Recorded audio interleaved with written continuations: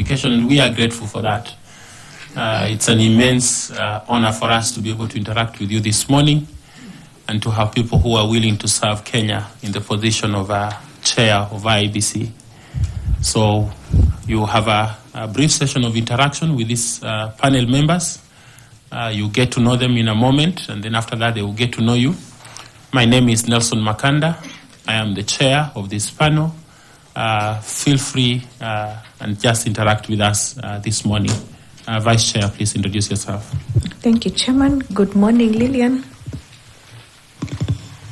Good morning to you. My name is Linda Kiome. I am the Vice Chairperson of this selection panel.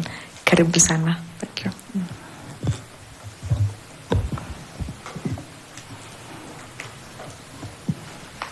Lilian, habari ya asubuhi.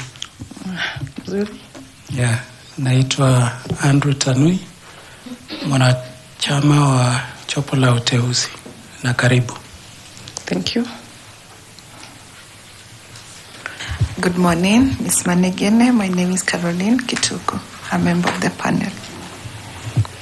Good morning, Madam. My name is Adam Solo, a member of the selection panel. Good morning. Good morning, Lilian. I'm here. Okay. My name is Nicodemus Bore, a member of the panel. Okay. My name is Fatuma Alisaman, a member of the panel. Good morning, Wakili and Karibu. Thank you. My name is Koki Muli Grino, and I'm a member of the selection panel. Good morning, Lilian. Good My morning. name is Evans Misati, a member of the selection panel. So kindly briefly introduce yourself, telling us those things that you think we need to know, and highlighting if there are any special awards and recognition you have received, and eventually tell us why this job is yours.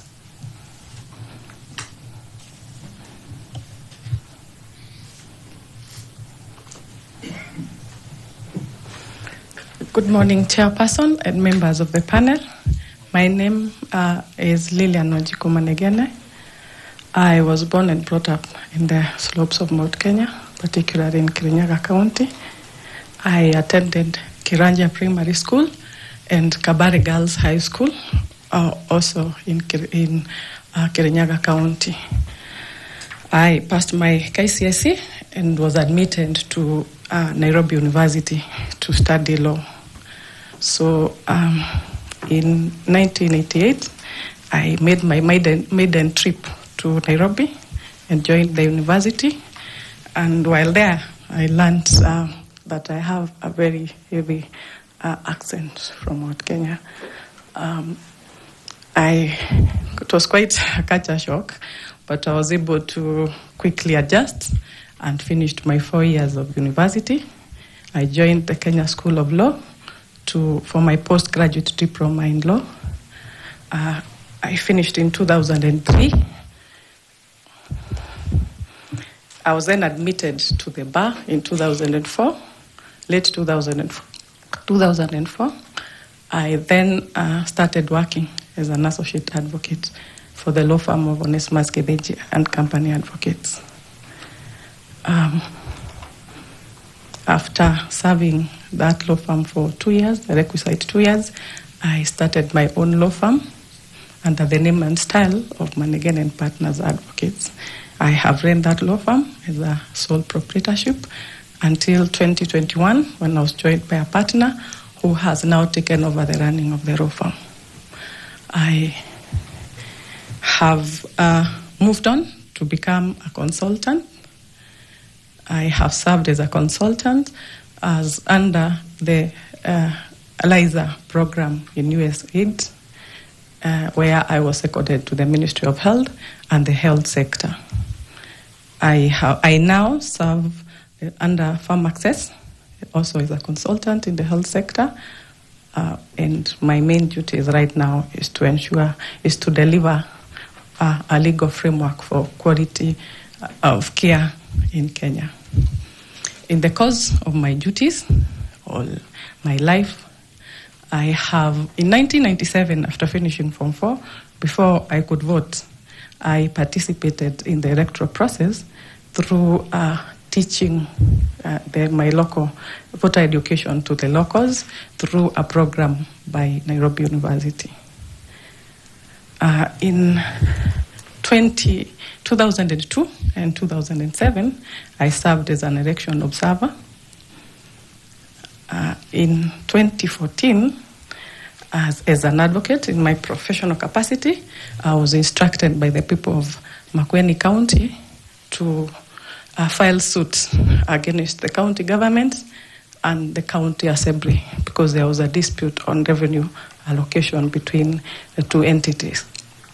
That is the suit. That is the issue that was escalated to the president for suspension of the county, but we were able to sort it out amicably after directions from Senate. Again, in my interactions with the electoral process, in 2017, I served in the nomination process, party primaries, as the secretary to one of the national elections board for one of the political parties. We were able to conduct that very successfully, and only a few cases went on to the political parties tribunal. I have also given legal support to clients in the political parties tribunal and in the mainstream court for electoral petitions. In 2002, again, I gave legal support to several parties from making the women charter, and for one of the parties again, and then giving legal support in terms of training of agents and aspirants on the electoral process.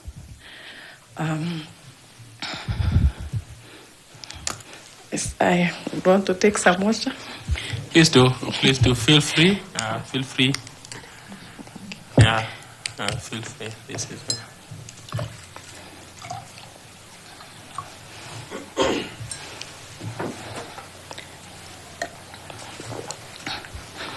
So I have been involved in the electoral process, as I've stated, in several instances. I have also, in the course of my duties, been appointed as a member of the Dispute Resolution Committee for the National Chamber of Commerce and Industry. I have served for 5 years. There have been 2 elections within Chamber, which we were able to handle the disputes, and in both instances, only about 3 proceeded to the mainstream court. So I have a lot of experience in dispute resolution. As I stated, I have transitioned to being a legal consultant.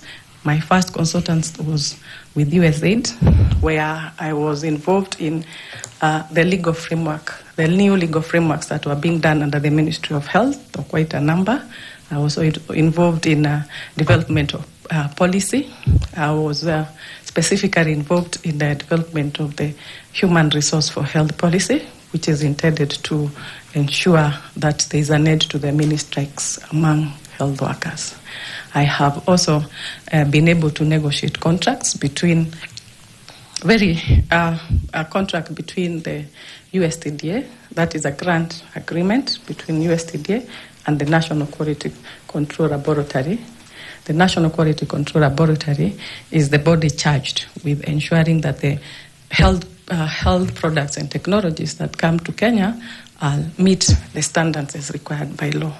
So the grant agreements is supposed to ensure that Kenya is able to construct an ultra-modern laboratory that will propel Kenya into attaining the maturity level 3 required under WHO, so that local manufacturers can be able to sell their drugs directly without requiring other certifications. I have additionally been involved in negotiations of contracts called mutual recognition contracts between regulators in Kenya on the health sector, where a person having a degree in Uganda for the East African community, where a person having a degree in medicine in Kenya can be able to be recognized in any of the East African countries. that would be that is very good for Kenya, because we have quite a number of health workers that require to move to the neighboring countries. I have also been able to negotiate again, or part of the people who negotiated the implementation letters between USAID and the Ministry of Health. That was supposed to ensure to give the backing for which USAID could give financial support to the ministry, which was for a budget of about 23 billion.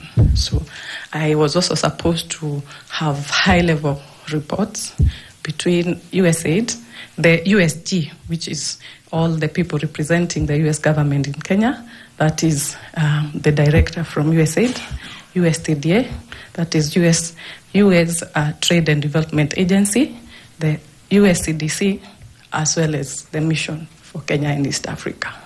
So in the course of, I've had quite a number of duties, and they were very high pressure. Sometimes I had to work throughout the weekend, throughout the night, just to be able to deliver, because the projects within the ministry that had to do with USAID were quite enormous. So I learned first of all, how to negotiate with donors to be able to get the best for Kenya, how to create legal framework. I realized all along, as a lawyer, I had been a consumer of the law. I had not had an experience where I was in the process of creation of that law.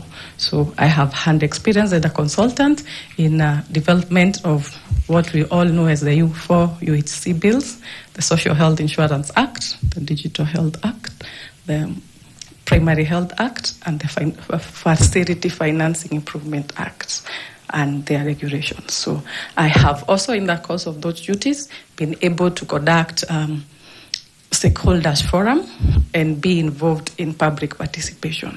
So I have gained a lot of experience in terms of my legal practice and my engagement as a consultant that would give me a good chance to be a candidate for this seat.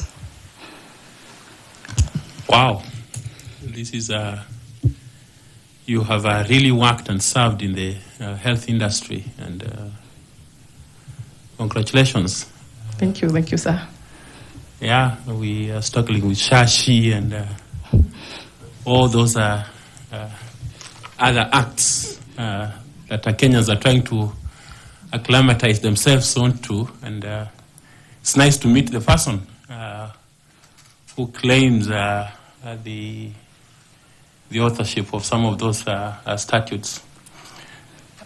As you come into this, I'm wondering why you want to leave such a lucrative industry, healthcare, and you come into this very difficult, not so lucrative, if you like, industry of elections in Kenya.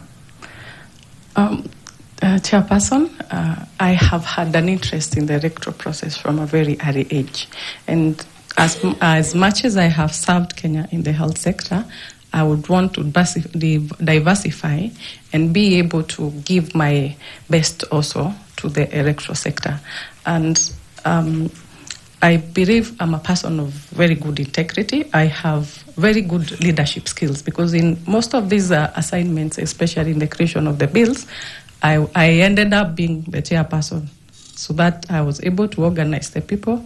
I also ended up being the person conducting the stakeholders forum, and also conducting the public participation of these bills. So I think it is time to move to another part of the government, or to be able to serve the people of Kenya in another capacity.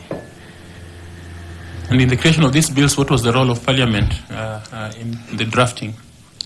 The Parliament, we drafted the bills, then presented to Parliament for them to be able to go on with the usual passing of the bill within Parliament, including that they also did public participation, although the ministry also did that, just to make sure there was wider reach of the people. Thank you. I'll take you over to Madam Linda Kiome here to also ask you one or two questions, please. Linda. Thank you, Chairman. Now, Lilian, why do you think the drafters of the IEBC Act required that the chairperson of the commission to be an advocate? I think the reason the drafters required that is because there's a lot of legal issues that are involved that require interpretation in the normal course of operations. Also, upon creation by the Constitution, there was need to be a lot of follow-up laws to be able to give effect to the constitutional mandate. So I think it was important to have a lawyer to be able to run that process of ensuring that the follow-up acts of parliament, regulations that would be ensure that the intention of the constitutions are met. Thank you, Lilian. Now, while I appreciate your wealth of experience in the legal profession, and now that you also have a wealth of experience outside this, in the strict sense, the legal profession, yes. What skills have you acquired that you could use as a chairperson of this commission that will help you in your mandate as a chairperson, in the execution of your mandate as a chairperson of the commission? Thank you, Madam Leader. And through the chair, I have acquired quite a number of skills. One is that I have been a litigator for many years, so I would be able to handle the issues of that come up in litigation, in election petitions. You can be able to look through, although as the chair you may not be the one handling that, but you can be able to look through and see the kind of cases that have been filed against the commission. I have also acquired leadership skills, especially again while I was on consultancy, because then I was given a lot of duties that required me to take that mandate as the leader and ensure that projects are delivered within specific timelines. I'm also very good and I like keeping records to be able to have follow-up. I think that is one of the things you learn in practice, that you need to be able to follow up from when the case started to the end. So I have been able to move on with that even in the consultancy stage, where I ensure we have very, very good records kept, that even if I exit from that zone, someone else is able to come and take it over and run with it. I have also been able to get quite some negotiating skills, especially in terms of having grant agreements between people within the health sector. I have learned how to negotiate. Sometimes you get into a room and it's so hard. The air is so hard that you have to find a way to be able to put the people together before they start fighting. And what I've learned is that what you need to do is crack a joke. The endorphins will come through. That is what I've learned because of staying with doctors for too long. That those endorphins, the feel-good situation comes in, and then people calm down, then you can start again the process of negotiations. I would also want to state that my name is Wanjiku. It embodies the new constitutional order and democratic aspirations of the people of Kenya. Which name is this? Wanjiku or Manegene? Wanjiku. Oh, okay. You are the Wanjiku that they talk about. Yes, I am. Nice to meet you finally. Thank you, Wanjiku. Now, being the Wanjiku that you are, and being a leader, and with all that experience, in your career journey, have you had an experience whereby your leadership skills have been put to test through pressure and any other external influences, and you've really gone through a tough period as a leader and come out through? And would you share that kind of experience with this panel? Yes, I have. As a lawyer, there are situations where you give legal advice and the person you're talking to that does not want that kind of legal advice. But you have to stick to what the law provides. However, while additionally, when I was conducting nominations for one of the political parties, the party primaries, there are situations where a person will come. I remember one specific situation. This lady came, removed all her clothes, and demanded that we must give her the certificates. And I had to be able, being the only woman in that panel, I was told, it is your work to deal with this person, and I had to deal with her, calm her down, explain to her what we have been able to do and what we can do just to confirm that the result is the one. And she calmed down, I gave her a lesson, and we were able to sort that issue very fast. Thank you, Lilian. Yes. I wish you all the best. Thank you. Thank you, Chairman. So did you give her the certificate? No, she didn't get the certificate because she was not the best. She was not the best aspirant at that time. Okay. But we were able to calm her down and be able to explain why and the process that was used for us to arrive to that result. Okay. Yes. So when we get into Bomas and a candidate pulls such on you, you will stand your ground. I will stand my ground. Yes, I will.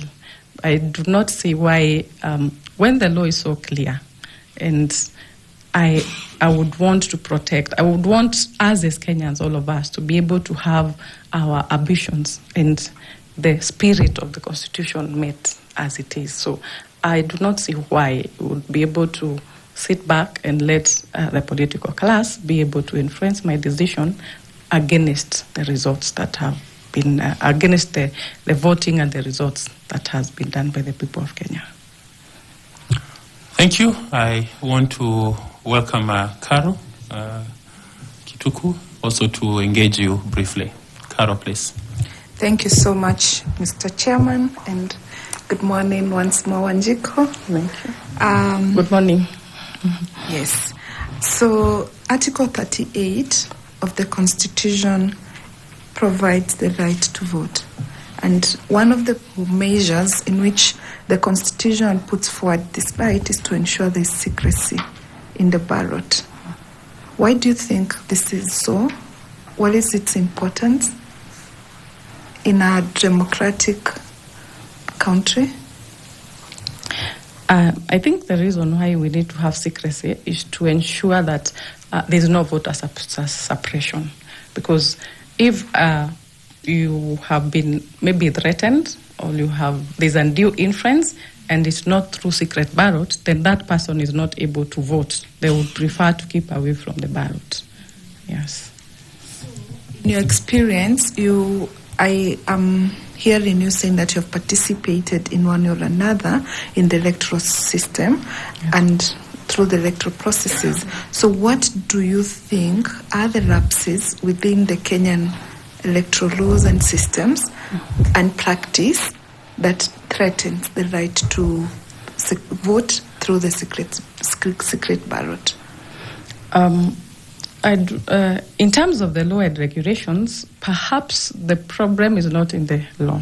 I think the problem is the space that we have in the polling stations as they are set, so that where that box that you're given to vote, and with the presence of the agents and the clerks from the IEBC, there isn't enough for that ballot to actually be secret. Everyone is looking in, so we need maybe to consider having more polling stations to enable so that there's more space. Like the polling station where I vote, there are so many people that even getting in, I remember my mom has been handicapped for a very long time. Getting her in a wheelchair and moving the people just to give her space is so hard. So my point is that the polling stations themselves do not have adequate space that would allow the privacy or the secrecy in the vote. So I hear you. Yeah. And my concern mostly is that not on accessibility. Yes. You have been given access. In fact, the law regulates how many numbers should exist per polling station. And I think the intention to that was very clear, so that to ensure that there's no many people in one polling station that may hinder the processes. So My concern is on the secret balloting. You are there, you have access, you're supposed to vote. So what are some of these instances that exist or that could threaten your right to exercise a secret voting by way of secret ballot? From my understanding of secret ballot, it means that you have given your papers and you stand somewhere alone and you vote. The law allows for that. So I think there is no major issue, or legally from my perspective, that would hinder that kind of secret ballot. And is it always the case that the secret ballot is always the secret ballot? Yeah, practically especially outside the legal framework? It is, like I said, for me it is the spacing that is there, and the fact that sometimes you have the agent surrounding the person. So that space that you have to be able to vote as that secret ballot is not adequate. But in terms of the law, I think the law is very clear. It is supposed to be a secret ballot. However, you also note in terms of polling station and the 700 people provided, you find one room has several polling stations within, and that's what causes the crowding. So it would be important to be able to study the amount of number of people or the number of polling stations that can be within a specific region. Yeah. Is there any instances when, in the voting process, when you're exercising your right to vote by secret ballot, there is a breach of that secrecy? From my experience, maybe because I'm a lawyer and when I walk in somewhere, no one will try to be able to interfere with that. But from my experience, especially when I was doing the Observer, you find that there are a lot of people who want to come and ensure who you are voting for. Yeah, so that would interfere with the secret ballots. So there is always this category of voters that many a times could be assisted. Yes. The assisted voters. Yes. Do you think that that process of having, the recognition of them being assisted voters, their secrecy, their right to secrecy ballot is breached, and if so, how? Okay. Yes, that's their right to having a secret ballot is actually affected because I had an experience where I actually raised a complaint because the person who was assisting this person was an agent of a certain party rather than the IEBC agents or a person they have worked in with. So yes, there are instances where you find the law does not adequately cover, so that if it is a person with a disability, like you have a disability, like what did I say? You cannot walk. You can be able to make that decision yourself. You don't need the assistant voter to be an assisted voter. All you need is to be assisted to get to that booth. But where you find that there are people who cannot see, who cannot hear, then you find that their right will be interfered with, depending on the person they have chosen to assist them. You speak about the influence the agents at the polling station could have on the secret balloting process. Would you please explain to us how the political party agents that are in the polling station can, or many times, influence the secret ballot process? Well, from experience, again, what you have seen is a lot of people, because of voter bribery, which we are aware about, will be told that when you get there, you will say you cannot, you need someone to assist, and they will probably have the agents so that they can confirm whether you voted for their candidate, and then you can get whatever little money had been promised. And that is where the interference comes in. So it's important, very important, for the electoral officials to be able to make a determination whether a person actually should be an assisted voter. Yes.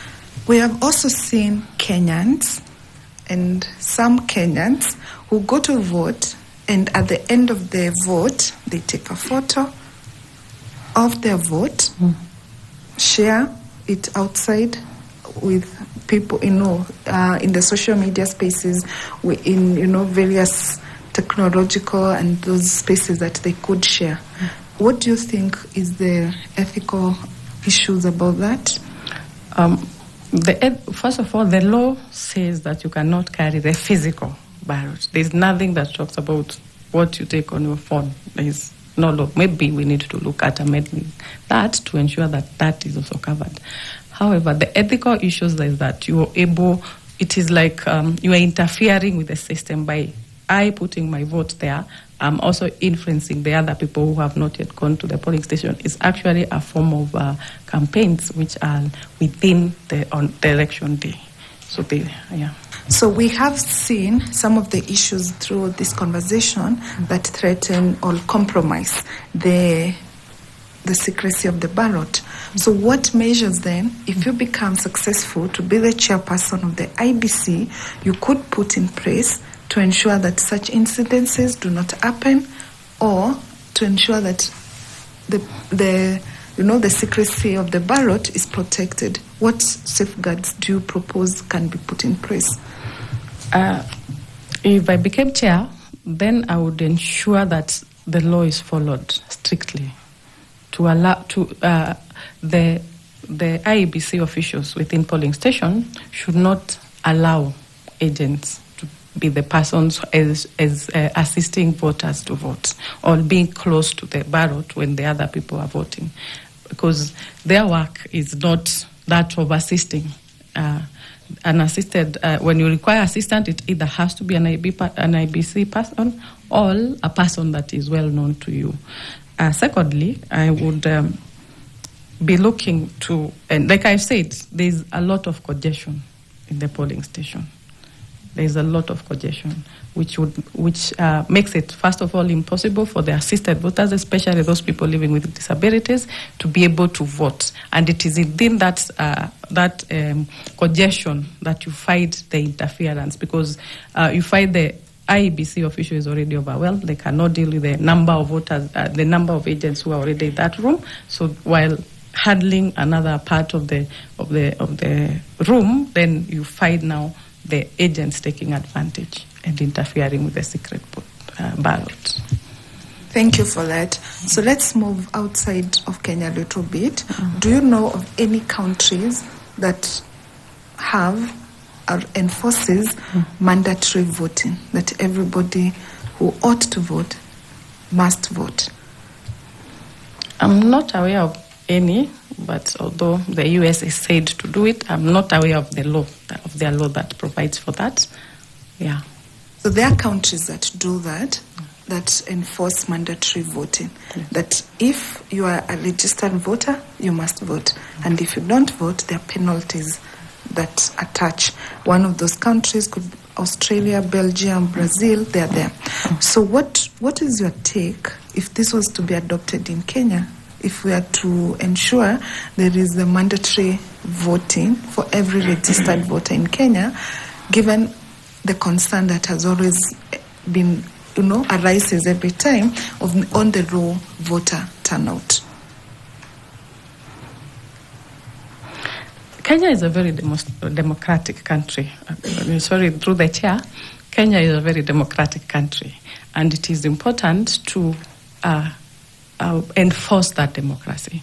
For me, choosing not to vote, you could have two candidates who you don't wish to support either.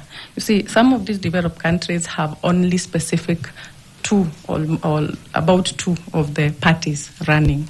Here in Kenya, we have so many candidates. You may decide you don't want to vote for any of them, and I think you should retain the right to be able to decide whether to go vote. You can also decide to just go vote for the governor and not the other candidates. I think our democratic space should be as is. Yeah. Thank you so much, Ms. Manegene. I wish you well, Wanjiku. Thank you. Thank you, Mr. Chairman. Allow me to ask Ambassador Dr. Koki Muli to also ask you some questions. Koki, please. Thank you. Thank you very much, Chair. Advocate Manegene, I would like to engage you a little bit further on the a number of issues that have been raised by the Supreme Court. You recall, for example, since 2013, we have had serious challenges to election results, especially results for the presidential elections in 2013, 2017. Yes. In fact, in 2017, we had even a nullification of the election of the president and a repeat election. We also had a challenge on the validity of the election of the president in 2022 as well. My question regards one of the key or perennial issues that have been identified as a problem in Kenya's election, and that is the IEBC Election Results Management Framework. I would like to start by asking you to tell this selection panel and Kenyans who are watching you if you are aware of the IEBC Election Results Management Framework, what it is, and what it is used for. What I'm aware about is the digital system that allows transmission of results from polling stations to the national tallying station. That is, I don't know whether that is what you are referring to. Yes, that is part of it. It's an entire framework that helps the IEBC count election results, tabulate those election results, transmit those election results, collate, tally, and announce, and it even features the declaration of the election results. But we know that different results are declared in different places. Would I be right to say that? Yes, it is true. But can you elaborate a little bit? Okay. We have counting of results at the polling station. Then they are transmitted to the constituency tallying station, again where there is the tallying takes place, and then to the county tallying station. The presidential results is transmitted directly from the polling stations to the national tallying station through the electronic system. Thank you very much, Wakili. Where is the election of the president concluded? At the national tallying station. Thank you very much. What are some of the major critical aspects of this results management in the framework that we have spoken about? You have already mentioned one, the transmission of results through technology. Yes. What are the other aspects of it? Maybe I don't understand your question. Could rephrase it kindly?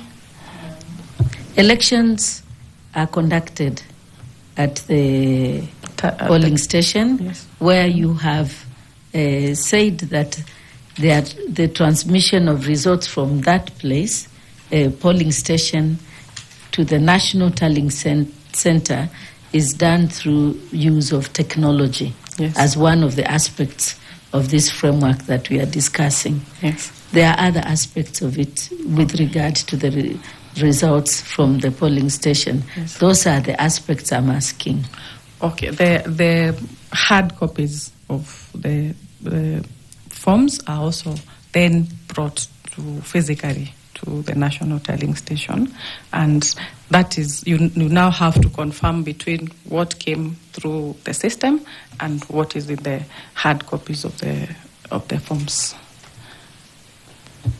Thank you very much. And that is with regard to which election? Since there are six. The one for the president. And what happens to the other five? The other five are retained at the county tallying station, and where they are required to, where there is any petitions that have been filed, then they are handled from that center at the county tallying station.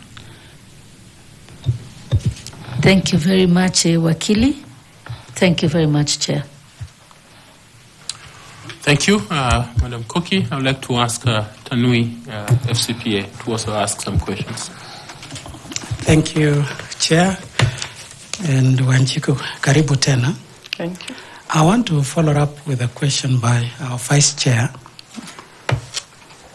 on why is a chairperson of IEBC an advocate or has to be a lawyer? And you did mention that it's because elections is about. You can say that again. What did you say? I said there's a lot of legal issues that it is the electoral process, first of all, is a legal process. It has a lot of legal guidelines, the law that guides it. So there's a requirement for someone who can be able to interpret and work with the law.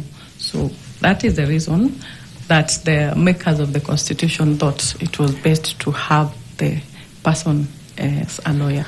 If I say that elections is also about numbers, it's about counting, and we only declare the winner of a presidential election, it is not determined by law, but it is by votes cast, and those votes have to be counted. What would you say? Well, the chairperson plus the commission guide the elections also at county, constituency, and ward level. They were able to sit as a commission and be able to give guidance. So the whole electoral system is owned by the commission, and the people who take over at the county levels have instructions also coming, and where they need to interpret how that should be done, how to interpret the law, then it is the duty of the commission and the head of the commission to give guidance on the legal issues. I agree, but I'm also saying that elections is about numbers. And if I go ahead and say that even the chair of the commission should be somebody knowledgeable with numbers, and I take this with regard to the 2022 general elections. One of the contestations that was there was about the numbers. About the votes cast, the totality. You remember the mathematical error by the vice chair. And therefore, if we hypothesize that even a chair of a commission should either have both legal and accounting, or somebody good in numbers, what would be your comment? My comment on that, actually, I agree with you. It is mathematics. It's 1 + 1 = 2. It is not about, at the point where you are doing the tallying, it is about mathematics. It is easy as that, and that is not the whole business of how elections are concerned. That is just a small part where you tally the results and give the final tally. So, but the other processes, all the way from the Constitution, the Elections Act, the IEBC Act, that is a legal process with legal timelines that are supposed to be there. However, I do agree with you that the part of doing the mathematics, it is important for IEBC to have experts who can be able to do that tallying and then explain it to the commission. And maybe part of the commission members should have that kind of experience. So what is your understanding of the role of the chairperson of IEBC?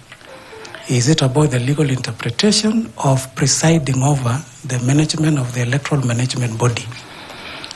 That is the role of the IEBC chair. But I've said that process itself, which he's presiding over, has a lot of legal implication and legal documents that are required to be able to carry the process in a credible manner. So that is why you find that that discussion through stakeholders forum resulted in the Constitution requiring that a lawyer be the head of IEBC. Actually, I think it is the Act, not the Constitution. I don't think the Constitution. Both of them give the qualifications. Even the Constitution says the chair of IEBC should be a lawyer. In the Constitution? No, I'm not very sure, but there, yeah.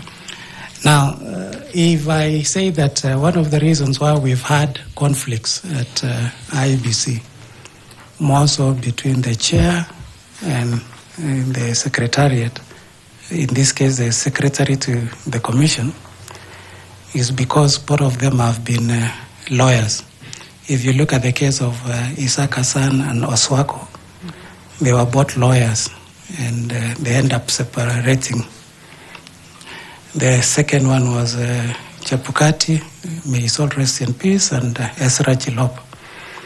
And they also parted ways along the way. At least there is some semblance of peace now, because it was Chepukati and Marjan, who is a non-lawyer. I'm looking at it in the sense that these are people, everybody interpret the law the way they want. And at some point, they have different opinions.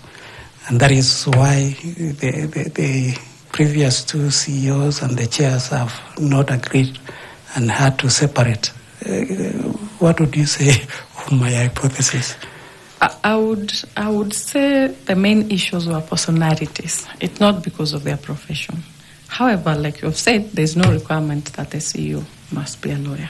Maybe that is where we need to make the distinction. If the issue of having two professionals, two people in the same profession, seems to be the problem, which I disagree, because I think those were two personalities who chose to have personal issues interfering with the functions of the IEBC. But if that is the case, then we would have to consider having the CEO not having qualifications as a lawyer. But I still insist that stakeholders forums were carried out and the public was involved, and it was determined by a panel that the best person to lead IEBC would require to have qualifications of a lawyer. So maybe then would have, if that seems to be the problem, then would have then to go through the entire process again of involving the public, the stakeholders, to determine whether now we need to remove those qualifications. Lastly, you told us you are the managing partner, or you are the sole proprietor of Manegene. Yes. And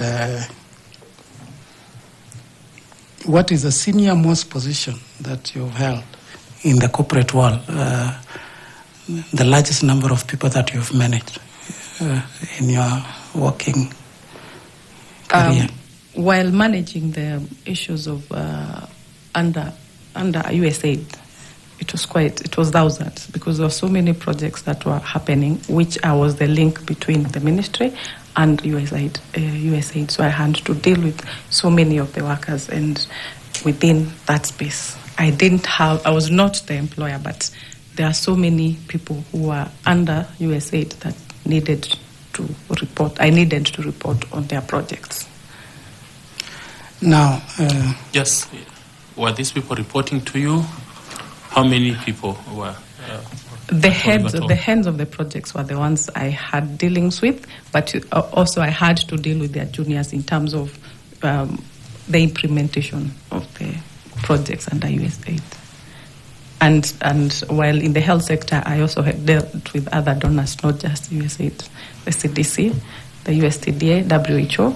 And the issue is there are so many things that are happening there that it's at one point you are dealing with a group of 100 for dealing with family health. The next thing you are dealing with another group of 1,000 who are dealing with primary health care. So it was quite a number of people in thousands. Now, IEBC is a big institution. Yes, it is. You will be having some 6 commissioners whom you will be working with. There will be a CEO. There will be 9 directors at the commission. There are over 24 managers in IEBC. We are having 47 county returning officers. We are having over 290 sub-county. And there will be many stakeholders that you will be managing during the election process. Yes.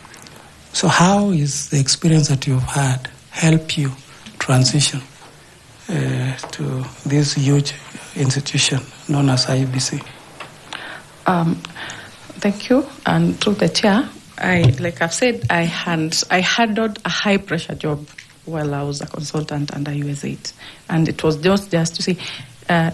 IEBC deals with one subject. This one, it was different subjects. Today you are on this one, tomorrow you are on the next one, and all of them I had to find a way to be able to collect all that information and be able to report on it.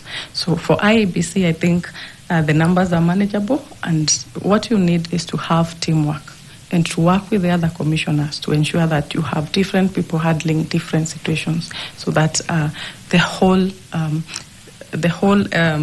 job does not rest with the IEBC chairperson. It should be teamwork between all the people. I pride myself in being very good at training and giving capacity building, especially to the younger generation, to ensure that you are able to delegate as much of the work to them. Of course, making sure that you are able to ensure that the quality is the best. Wish you well. Thank you, Chair. Thank you, too. Thank you. Now ask my colleague Evans Misati to ask you some questions. Thanks so much, Chair. The Wanjiku. You have said now the Wanjiku is going to be the chair. Now, assume you are the chair of the IEBC and we are given this opportunity to serve as the chair.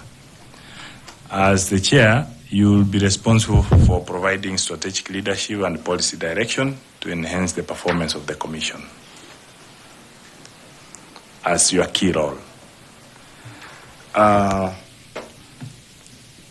Based from what you have described here, what will be your key principles and strategies to ensure that you guide the Commission in the right direction, particularly giving the vision and the tone that you will start with? I would endeavor to ensure that IEBC is the most credible management, electoral management body that will be able to protect the democratic aspiration of the people of Kenya. And how would I do that? I have said I am very keen on teamwork. I would ensure that we are able to work together with the other commissioners and the secretariat to ensure that there is a proper policies are set. I have had a lot of experience in the making of policies, so I would then transition that knowledge into ensuring that we have good policies that are able to guide the secretariat on how to provide their services. And in terms of leadership, like I said, I have very good leadership skills. I find myself, when I was younger, every time I walked into a meeting, I would always be the secretary. You're the one taking notes, you're the one guiding this information, you're the one doing the follow-up meetings. But recently, I think because of age, I have transitioned to always being the chair. So you put the team together, you have to ensure that the timelines that you have, you are able to meet them, you identify what each person is able to do their best in their best in their best capacity, and then setting timelines, giving guidance, so that now as a team you are able to give the best for Wanjiku. What challenges, Wanjiku, do you foresee as the chair from where you sit? What are the challenges that you can foresee in that position of the chair of IEBC? Thank you. And through the chair, I really can't see your name, so I apologize for not referring to you by name. But one of the biggest challenges we have is that commissioners run away from Kenyans at their time of need. That is what we have been experiencing as the people of Kenya. So that is likely to be a challenge even in the next general election. So as a legal practitioner, I would ensure that there are legal provisions, or the law is amended to ensure that there are very stringent penalties for any commissioners who has gone through this interview process, being appointed, and then decides, I'm going to take my salary up to 2026, or just before the results are read, then I'm running away. So I would ensure that we have a law where if a commissioner does not agree the process, there's a process through which they can seek to leave by ensuring that they write down why they're in disagreement, just like the Supreme Court does. There's always the dissenting parties in the Supreme Court. So that is what I would suggest in addition to the law. That if at the time where, because the presidential elections are the ones that are usually so disputed, at the time when that arises, then every commissioner should write down their reason for dissenting, and they should read it to the public before the results are presented. The other challenge has always been the digital system. While in the process of preparing the Digital Health Act and regulations, I learned just a few issues about what a digital system should have. It should be able to authenticate, it should be able to authorize and account. Authenticate meaning any person getting access to this system should be able to be given, the system should be able to authenticate who they are. Then authorize that person to specific parts of the system, and then account for every person who has been able to get in and out of this system. That is why now when cases go to the Supreme Court, then they are able to get into this system. Please note, I'm not an expert in ICT. Get into this system and see through the accounts made thereto who has had access, what they have done in that system, and any unauthorized access to the system. But I also believe, and one of the issues I would want to propose is that IEBC, as an arbiter,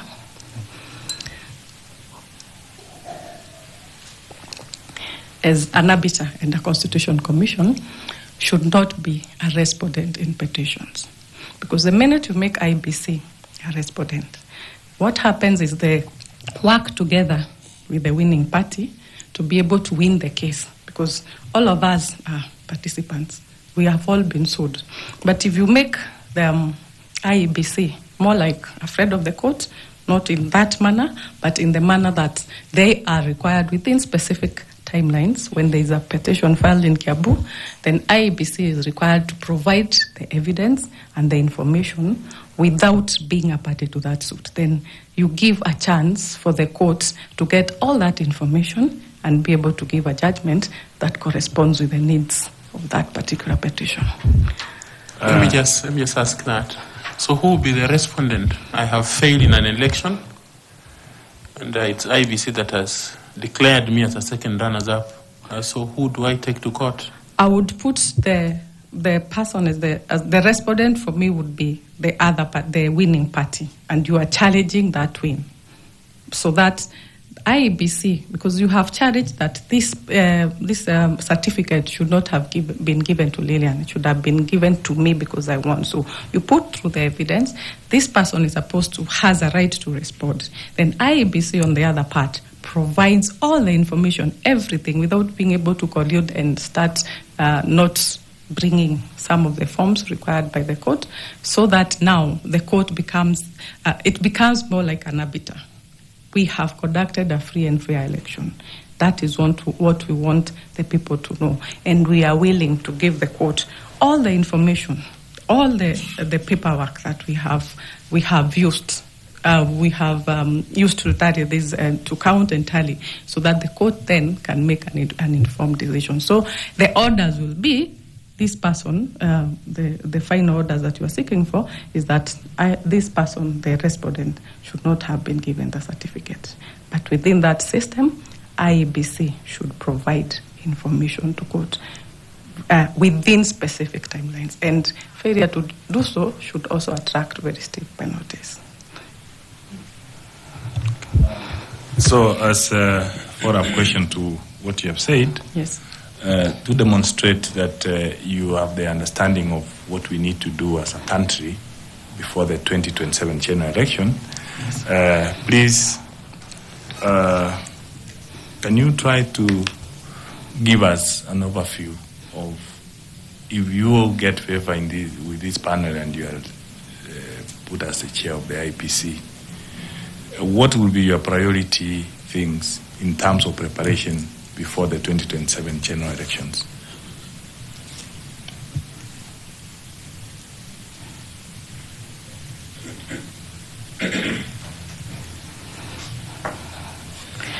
I would have a number of priorities. So what I would do is have several teams working on these priorities at the same time. One of them is we are already very late in terms of voter registration.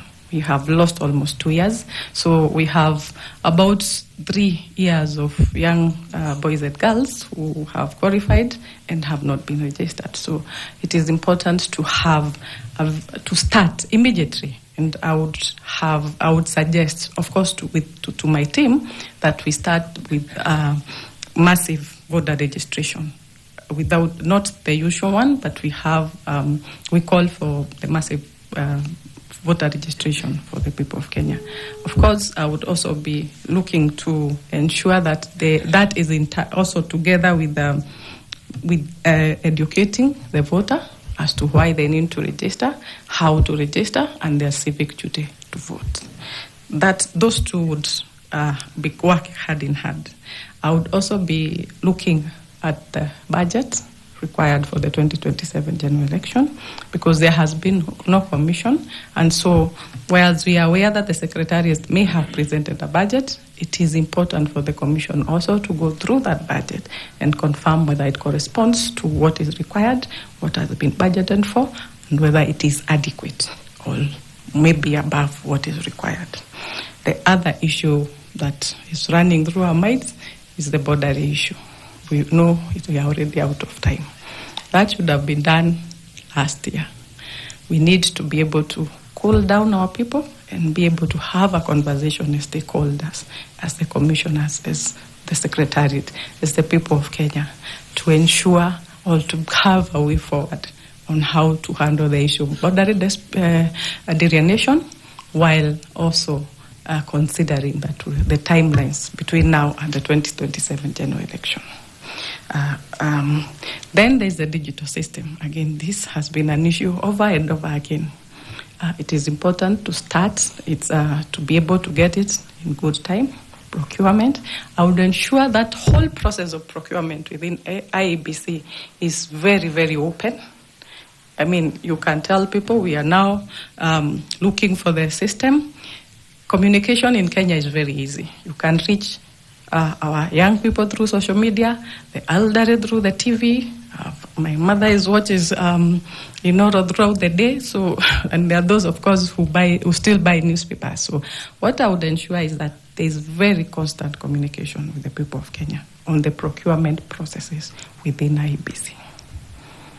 Thanks so much. I wish you well. Looking forward to our Wanjiku chairman. Thank you.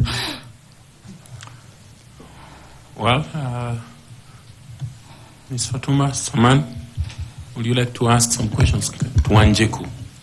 Yes, thank you, Chair. Wanjiku, welcome. Thank you, Fatuma. Political parties are key players in the electoral processes in any democracy. Would you please tell the panel the role of the political parties as key stakeholders of the IEBC?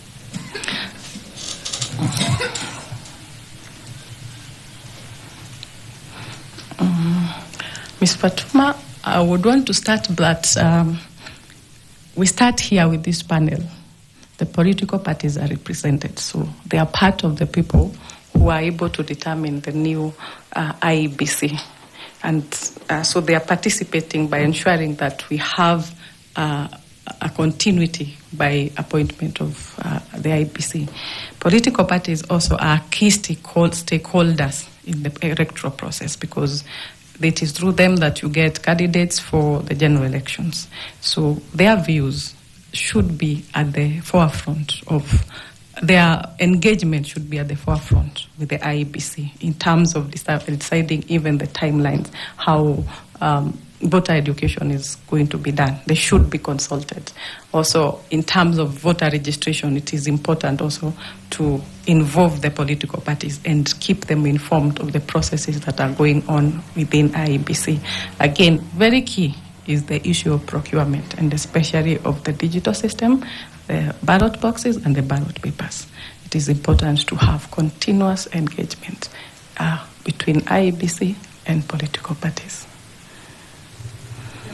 As the chair of the IEBC, As the chair of the IEBC, what strategies would you put in place to ensure continuous constructive engagement with the political parties without necessarily compromising the independence of the Commission?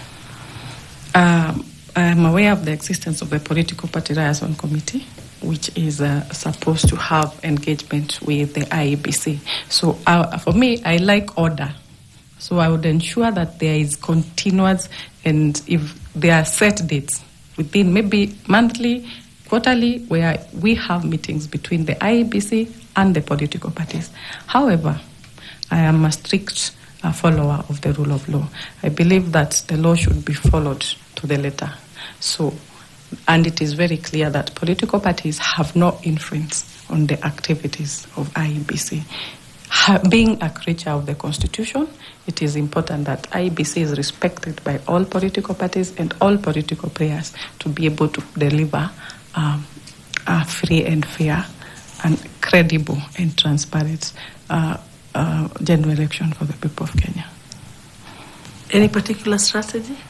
The strategy for me would be to have the engagements, structured engagements, so that the issues that every political party wants to bring are discussed in an open room.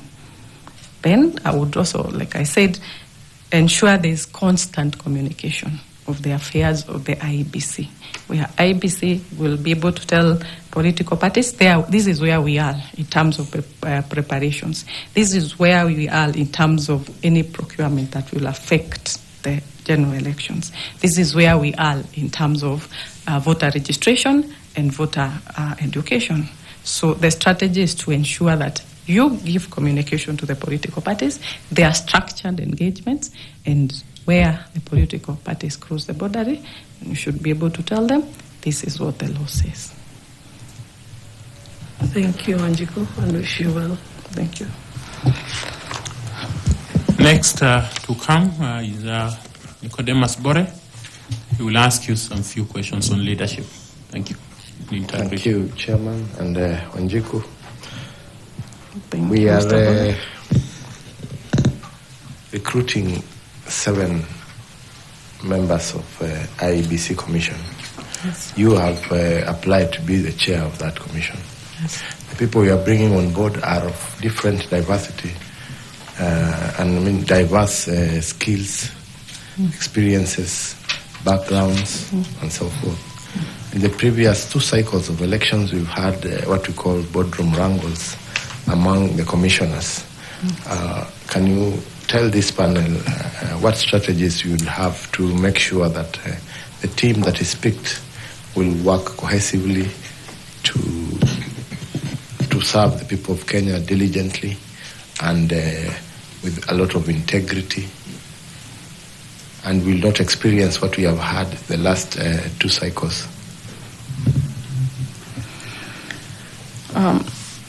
Mr. Bore, and through the chair, as I had already stated, there is need to strengthen the laws in terms of how the IEBC commissioners can act. At the boardroom level, it is an issue of having capacity building and teamwork, and ensuring there is teamwork between the parties.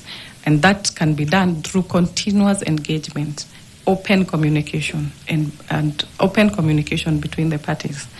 And I think we need to amend the law, the IEBC Act, to be specific, to give guidelines on how affairs within the commission, the 7 commissioners, including the chairman, should be guided, so that if there is a dispute, how is it recorded? For example, does the chair have the absolute right to declare the presidency when the other 6 commissioners are saying that is not the proper treaty? We need to have the law looked into and probably amended to actually the law provides that for you to make a decision, it should be more than half. That is 4 out of 7. But in terms of presidential results, it is said that there seems to be a contradiction in that law, because why is the decision then being made by one person as against the other 6? So those affairs need to be relooked into through stakeholders engagement. I would actually look into forming a multi-agency team to look into how to ensure there's no quabbles within the commission. I would actually be looking to adopt what is there at the Supreme Court. You have an issue, let's discuss it, and if we can't agree, let's put it down. This is my opinion. This is why I don't agree with the results that were presented. This is why I don't agree that even the results presented in other situations, the elections were not free and fair. But unfortunately, there is no procedure that can be able to cover that.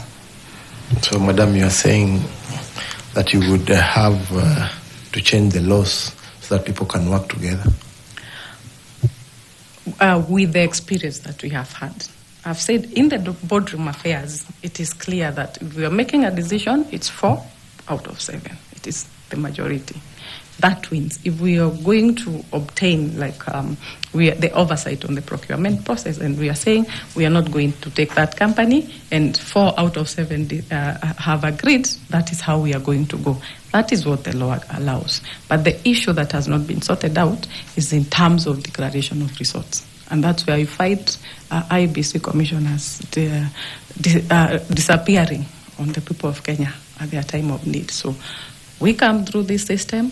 We have offered our services to the people of Kenya, but on the day that they need us most, then you disappear. So that is what needs to be guided by the law. Can you be able to just walk out? If you need to walk out, what should be the process to be able to do that? If there's a disagreement and that is on the issue of the results, and they really cannot agree, there should be a law that provides for how to handle that. Otherwise, it will be just the usual boardroom wrangles on a very important issue that affects the whole of Kenya. So you don't think it's about the leadership skills of the chair? I think also in terms of, that's why I said in terms of the boardroom affairs, there are already provisions. Of course, you require to have a chair who is able to deal with everyone, who is able to gel, who is able to give very good leadership skills and follow the Constitution and the Leadership and Integrity Act. That person is the one who brings the glue to the group. But like in the general elections, there's a lot of political party interference or political interference at that point. That's why it is very important to have that the law being the one providing for what should be done in that kind of circumstance. Yes. Now,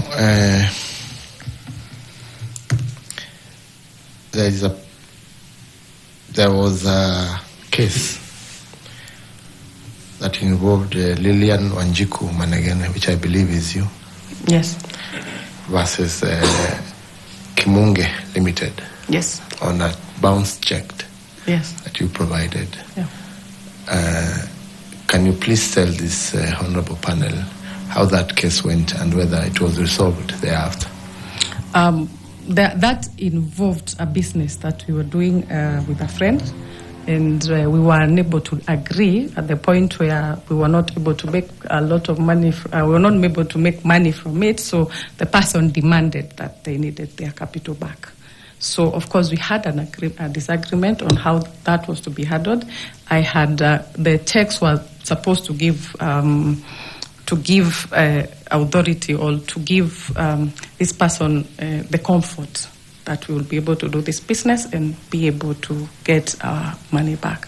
But at the point where now the person decides to pull out and we did not agree, then I believe in the justice system. So that matter was forwarded to the court for it to be decided by the court, and the decision was done, and I followed what the court guided. What did the court guide? The court guided that I was to refund the money that the person had put into the business. Yes. Okay. Thank you, Chair. Yeah. So you issued a dishonored check? Like I said, the issue was not the dishonored check. The check was not supposed to have been used for that purpose, because at that time we already had a disagreement on how to handle the business as it was. So the best possible way was I had given this check as for this person to have comfort about the business that we were getting into. So when we had a disagreement, without my knowledge, that check was deposited. So, of course, at the time it was deposited, if you don't have money, it will definitely be dishonored. There was no money in the account. But we still didn't agree on the system of refunding, because if we are getting into a business, we all know the risks that are involved. So the matter was referred to the justice system. It was ordered that I should refund that money, which I have done according to the court's judgments. And there were no other safeguards you could provide as an advocate of the High Court to your partner other than a guarantee of a check?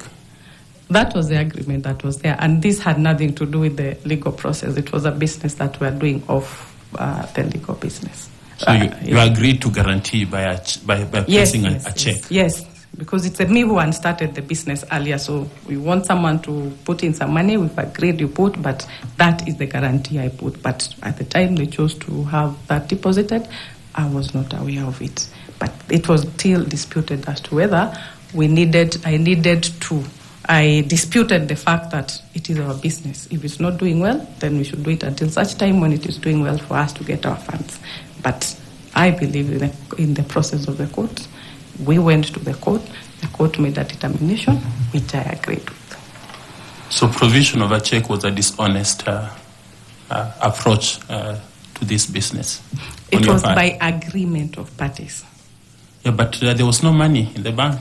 That was supposed to be like I would give you my title and tell you, in the event that I'm not able we are not able to succeed, then you can come back you can come back and use that title as a security or logbook. So, but at the time we get to that point, then there's a process through which you do that.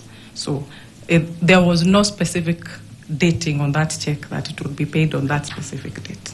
It was supposed to be security. In the event this business goes like this and you feel that you want to pull out, then you would inform me and then I would ensure there are funds available.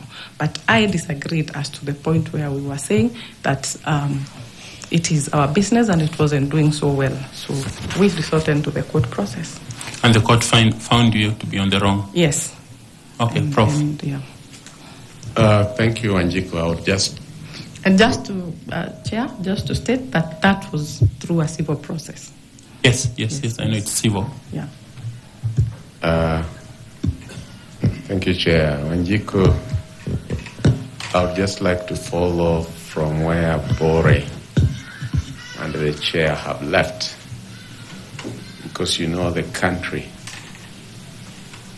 is looking for a chair who has the highest form of integrity.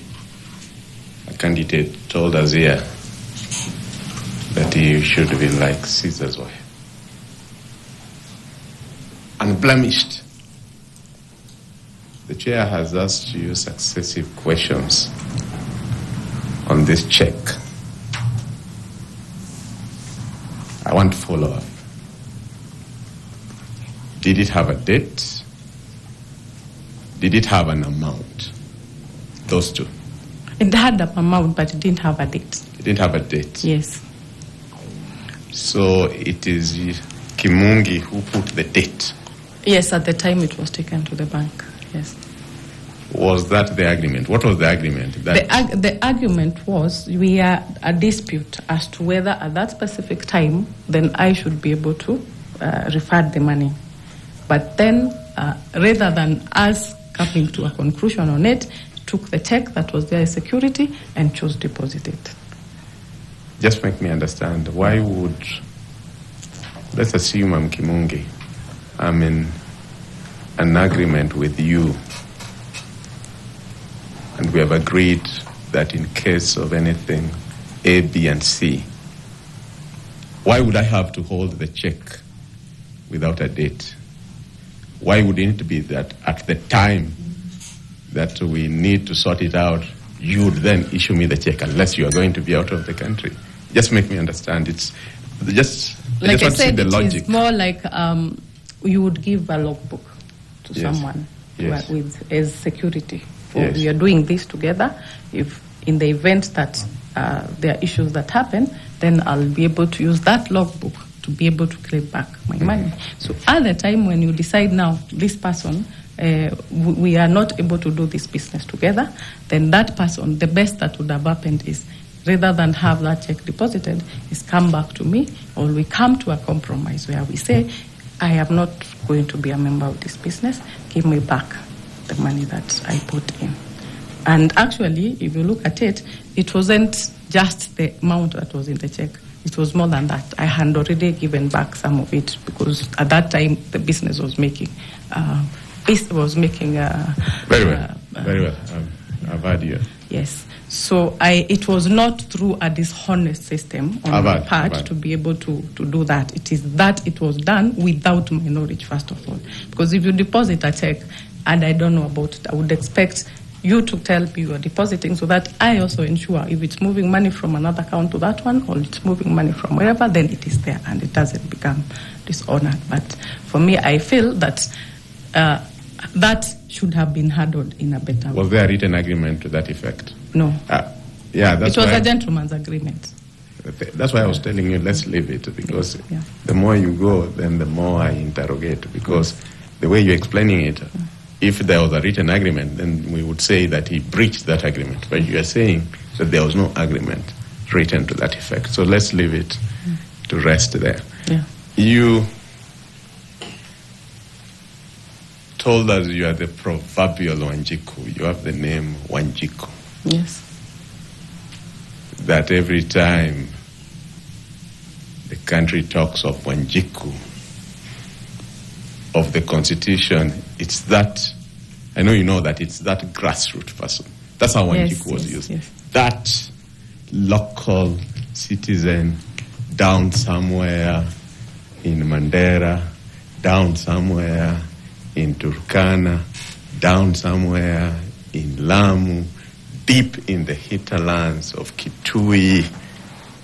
That's the Wanjiku.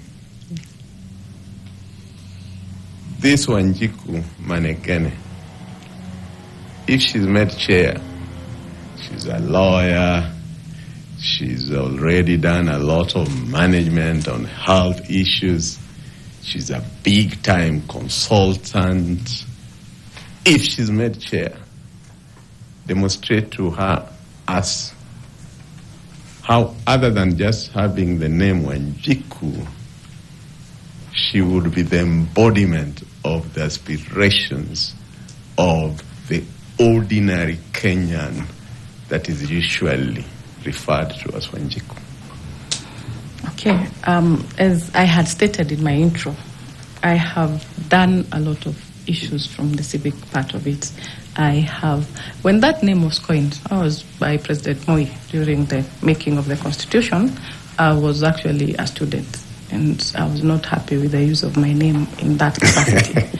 And I was very happy when the cartoonists were able to switch the narrative to say that it is the Wanjiku's Constitution. So Wanjiku, I am Wanjiku by virtue of being a Kenyan. I am very easy to interact. I find it very easy to interact with Wanjiku on the ground, to the extent that I will leave this room, wear a pair of jeans, and you'll find me interacting and talking to Wanjiku on the ground. So I believe while I may have gone on to get an education and get involved in other issues, my democratic aspiration as a Kenyan still lie within that space of Wanjiku. So I have, like I've said, been involved in a lot of stakeholders' engagement and public participation. So I would ensure that Wanjiku, Halima, Chelono, all of them are involved in this process, and I would ensure that there is transparency in the process of in the processes of IEBC and then I would also ensure that Wanjiku is kept is the communication with Wanjiku is very transparent, so that they are able to know what is happening in IEBC. We want to do mass voter registration. We are doing it between this day. Then you ensure that it's all over the social media, that the information is communicated to Wanjiku in the language that they understand. And having been that Wanjiku at some point, then I'm able to associate and know what the needs of Wanjiku would be. Thank you very much. Yes. The last question from me, again, touches on integrity.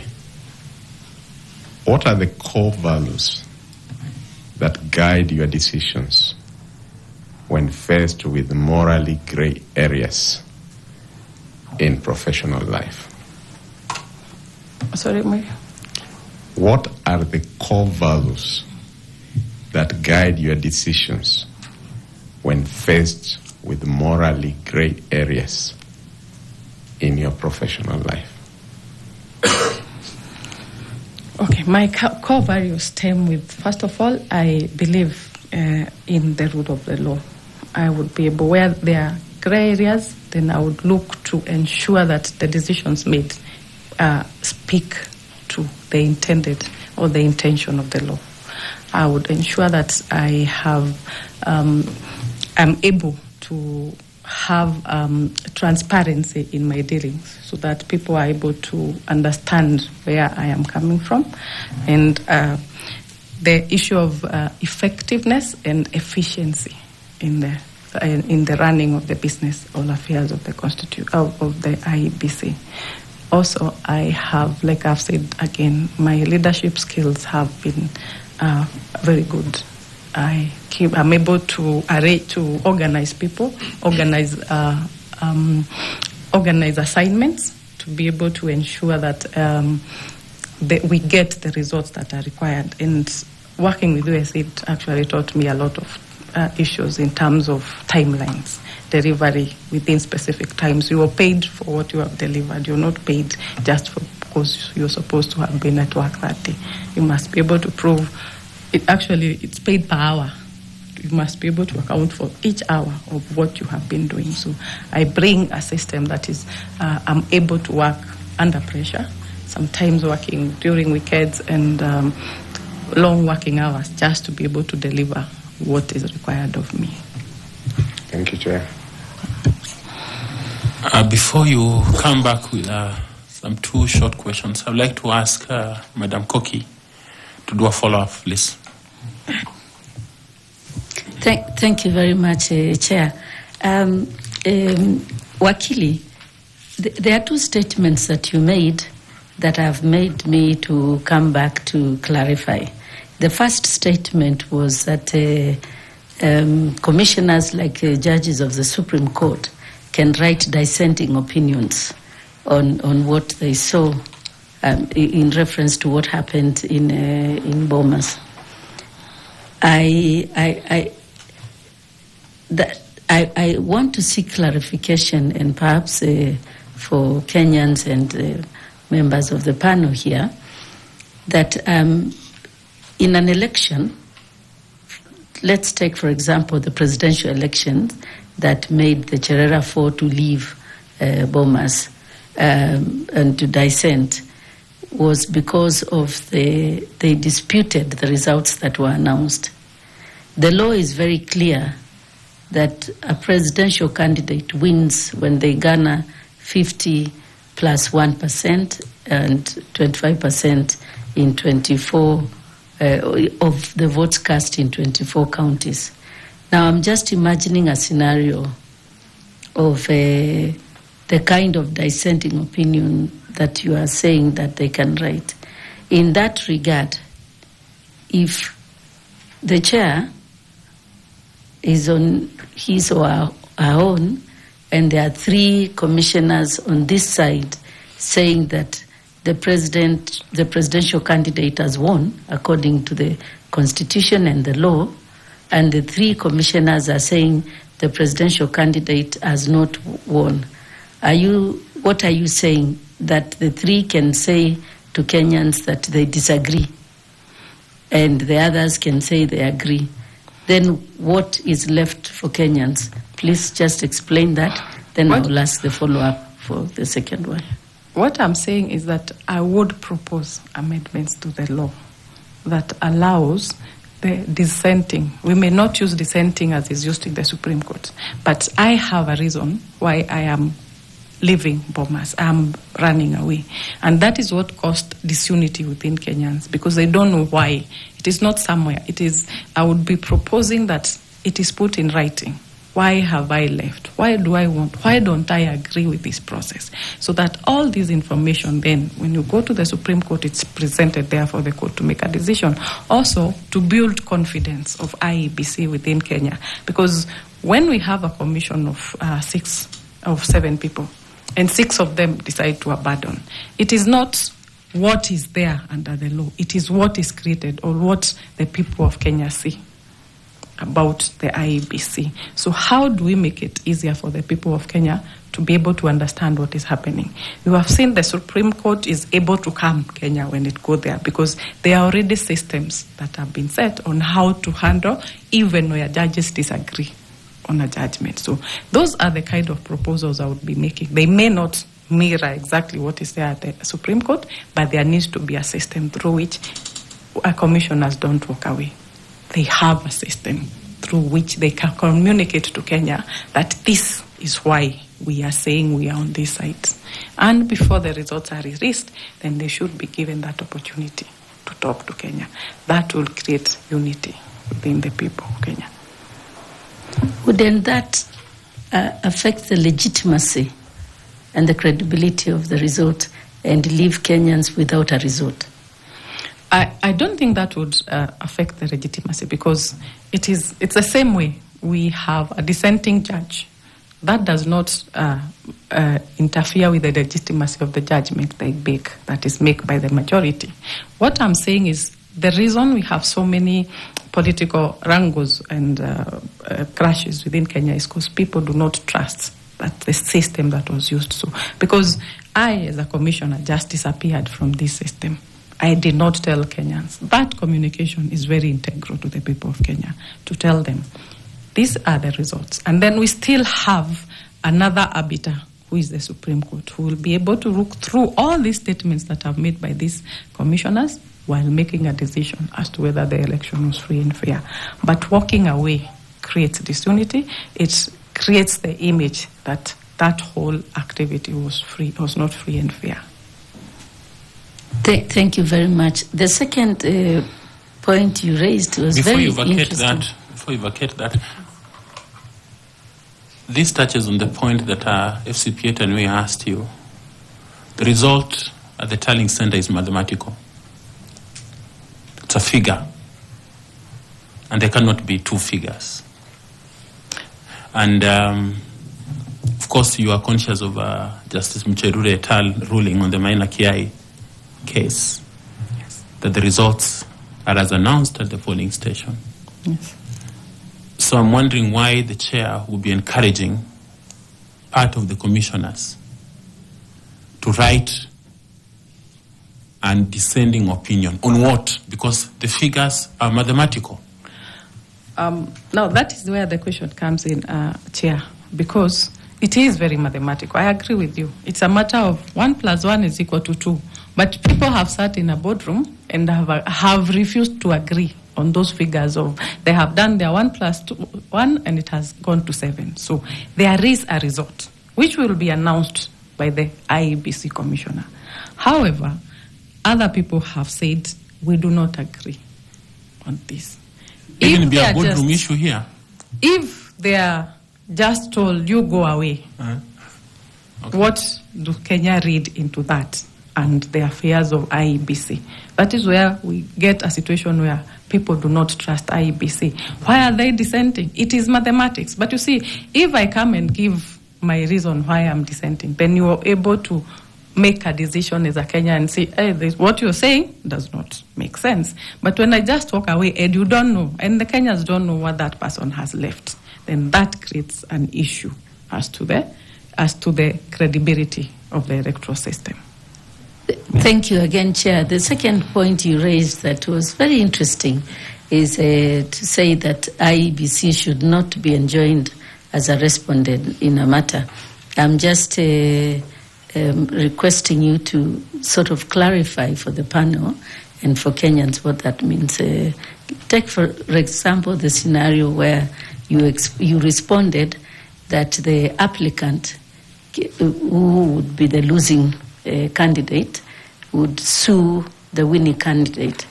What if the winning candidate said, listen, This election was free and fair, was conducted by a neutral arbiter, the IEBC. I have nothing further to say. I'm not the one who conducted the election. And therefore, the result stands. And you have sued me. I'm not the one who conducted the election. I was declared the winner.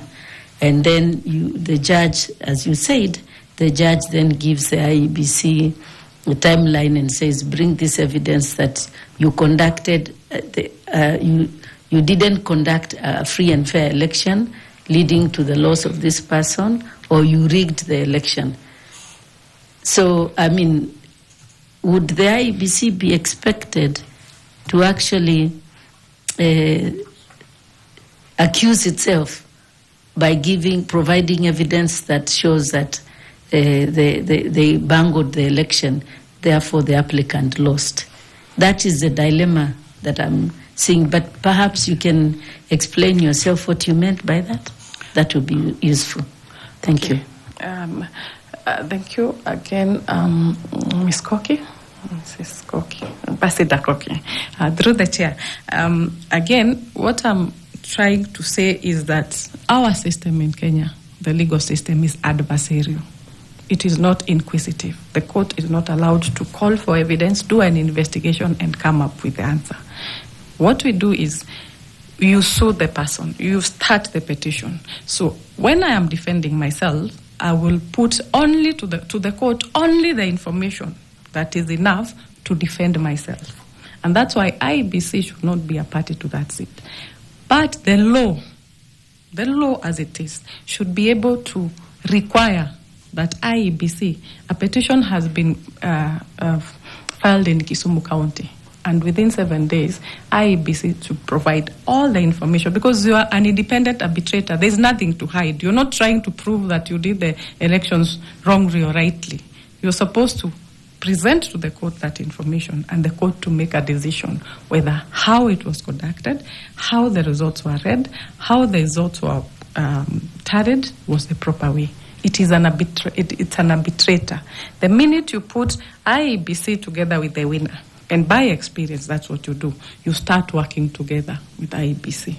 And IEBC then only provides minimal information to the court, in which case, again, we go to the process of, was that election free and fair? Because if it's free and fair, why would IEBC require to hide the information?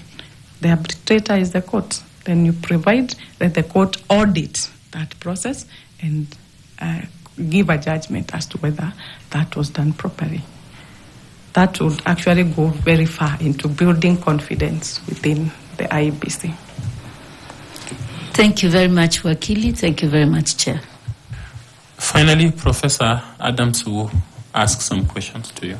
Wanjiku, during your presentation, you demonstrated a good grasp of the constitutional journey and the electoral journey the country has gone through.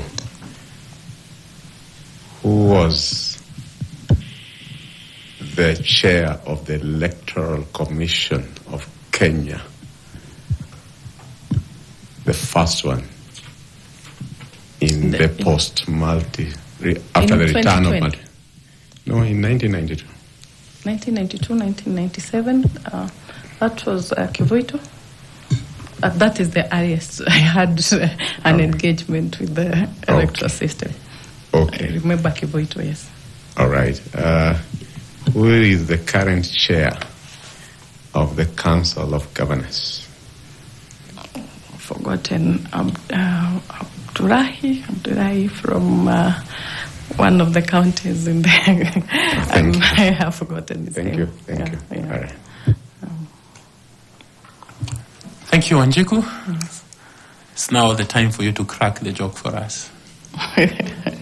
If you have any comment or question to ask, kindly do so. I will say that, as like I said, my name represents the constitutional aspirations of the people of Kenya, and I would like to be given this opportunity to serve the people of Kenya in the capacity of IEBC Chair, because I think even the name will go very well in ensuring there's confidence by the people of Kenya in IEBC. I hope you remember the hustler narrative.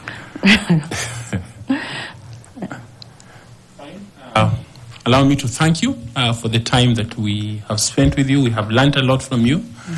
Thank you very much for allowing us to come into your space, to know you, to appreciate who you are and the capacity that you have. And we indeed are grateful that you spent time with this panel in this manner. We look forward to finishing this process today of looking for chair in terms of interviews. And we wish you well, praying that it shall go well with you, and we'll finally have a chair that will chair the IEBC for us. Feel free to pick the water. You have a notebook and your certificates. Kindly don't leave them for us. Yes, ensure that you have all your documents with you. Thank you and God bless you. Thank you too, and have a good afternoon. Thank you.